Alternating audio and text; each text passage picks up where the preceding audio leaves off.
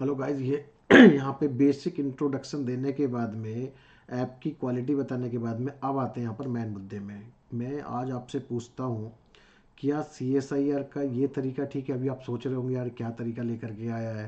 तो उसी चीज़ को यहाँ पे हो सकता है कि कुछ बच्चों को ये वीडियो डिसलाइकिंग भी लगे कि हाँ भाई, अब मुझे मार्क्स मिले हैं, ये वीडियो नहीं बननी चाहिए थी। पर मैंने सभी चीज़ों से हट के एक जो मेन मुद्दा है आज यहाँ पर रखा है CSIR का। तो चलो मैं आपको बताता हूँ कि मैं किस मैटर पे बात करने जा रहा हूँ। गाइज, हम क्वेश्चन पेपर दे करके आते हैं, क्वेश्चन पेपर दे करके आके एक आंसर की आती है। आंसर की आने के बाद में आप कुछ क्वेश्चंस को चैलेंज करते हो। क्वेश्चन चैलेंज होने के बाद में दो चीज़ें होती हैं। क्या तो किसी क्वेश्चंस के दो आंसर कर दिए जाते हैं या किसी क्वेश्चंस को ड्रॉप कर दिया जाता है। जैसे कि यहाँ पे ये कर दिया इन्होंने, यहाँ पर ये ड्रॉप कर दिया, question number that one drop कर दिया। या किसी चीज़ के किसी किसी क्वेश्चंस के दो आंसर कर दिए जाते हैं। जैसे कि आपको यहाँ भी देखने को मिलेंगे, ये क्वेश्चंस का फर्स्ट एंड थर्ड आंसर कर दिया है, इस क्वेश्चंस को ड्रॉप कर दिया है। क्या होता है इन दोनों केसेस में भी? किसी का फर्स्ट एंड थर्ड कर दिया और ड्रॉप कर दिया, इन केसेस में क्या किया जाता है? कैसे CSIR मार्किंग करता है? किस बच्चे को लॉस होता है? इन सब चीज़ों पर आज तक किसी ने ध्यान नहीं दिया। आपको पता है एक एक नंबर, पॉइंटों में नंबर कितना मैटर करता है। एक बच्चे का एग्जाम रह सकता है 0.5 मार्क्स से, और वो 0.5 मार्क्स वो यहाँ से इन क्वेश्चंस का शिकार हो सकता है। ये CSIR की गलती की वजह से इन क्वेश्चंस का शिकार होता है एक सिंपल स्टूडेंट। और वो अब देखो यहाँ पर कई कई पेपर में ड्रॉप कर रखा है। देखो ड्रॉप यहाँ पर कर रखा है। चलो एक के दो आंसर हो गए, वो भी एक मैटर है, लेकिन वो बड़ा मैटर नहीं है। मैटर वो भी है, ये नहीं कि अगर दो आंसर आ गए तो वो मैटर नहीं है। देखो मैं आपको समझाता हूँ सारी चीज़ें कैसे। यहाँ CSI लिखता है करेक्ट की ड्रॉप मीन्स, अगर किसी करेक्ट की में क्वेश्चंस को करेक्ट की में, एक सेकंड मार्कर को थोड़ा सा बड़ा कर लेते हैं। ये बहुत समझने वाली बात है गाइस, ये आप बहुत हल्के में ले रहे हो, लेकिन आप भी इसका शिकार हो सकते हो। करेक्ट की में अगर ड्रॉप हो गया है तो ड्रॉप का मतलब क्या है? The question is drop, question को आउट मान लिया गया है। मार्क्स किसको अवार्डेड होंगे? मार्क्स उसको अवार्ड होंगे जो स्टूडेंट्स ने क्वेश्चंस को अटेम्प्ट किया है। देखो अब बेटा जी यहाँ पे बात क्या हुई है, अब असली मुद्दा अब शुरू हुआ है। पहली चीज, पहले तो आते हैं, अब यहाँ पे दो मुद्दे बन गए। एक तो वो क्वेश्चंस हैं जिसके एक से ज्यादा आंसर हो गए, 1 and 2, 1 and 3 ऐसे आंसर हो गए। एक वो क्वेश्चन है जिसको ड्रॉप कर दिया गया है। I hope you are getting my point कि मैं क्या कहना चाहता हूँ। इन दोनों मुद्दों को यहाँ पर उठाते हैं। तो सबसे पहले हम यहाँ पर स्लाइड्स चेंज कर लेते हैं अपनी। तो स्लाइड्स लेकर के आते हैं यहाँ पर, यहाँ। तो अब हमारे पास में दो पॉइंट हो गए। पहला पॉइंट हो गया है कि मल्टीपल आंसर, मल्टीपल आंसर एक से ज़्यादा है, कोई चॉइस नहीं है, मतलब एक से ज़्यादा आंसर है। दूसरा क्वेश्चंस ड्रॉप, जबकि हमारे जो क्वेश्चन हैं वो है MCQ, जिसमें चार में से एक को करेक्ट होना है। अब सपोज मैं एक स्टूडेंट हूँ, एग्जाम सेंटर में बैठा हूँ, पहले इस वाले पॉइंट को डिस्कस करते हैं, फिर हम इस वाले पॉइंट पे आते हैं। ये एक माइनर मिस्टेक है और ये तो एक बहुत मेजर मिस्टेक है। आई होप कि आप इस चीज़ को बहुत समझोगे, बहुत गंभीरता से लोगे, और आने वाले टाइम में इन चीज़ों के लिए आप भी थोड़ा सा सजग रहोगे। और आपको खुद मतलब CSIR को भी एक बार सोचना चाहिए कि क्या ये तरीका सही है। ये मेरा एक अपना पर्सनल व्यू है। जरा यहाँ पर देखते हैं एग्जाम, एग्जाम को देखते हैं। सबसे पहले एग्जाम में पहला मल्टीपल आंसर कर दिए कि एक से ज़्यादा दो। मान लो कोई बच्चा क्वेश्चंस कर रहा है एग्जाम में, क्वेश्चन करने के बाद में उसने देखा कि भाई ये दोनों ऑप्शंस करेक्ट हो रहे हैं।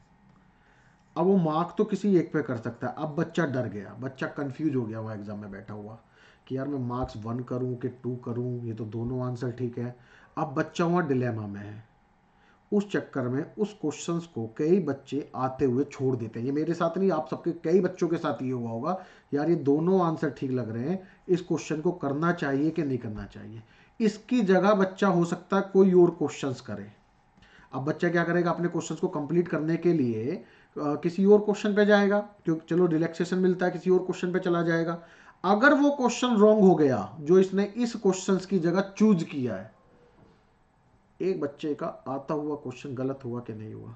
आप इस बात को सोचो सबसे पहले।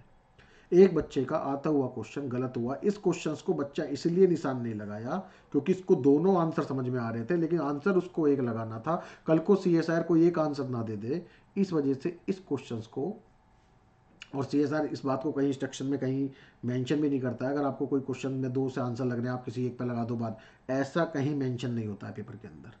अब दूसरे मुद्दे पे आते हैं, ये और भी बड़ा मेजर मुद्दा है।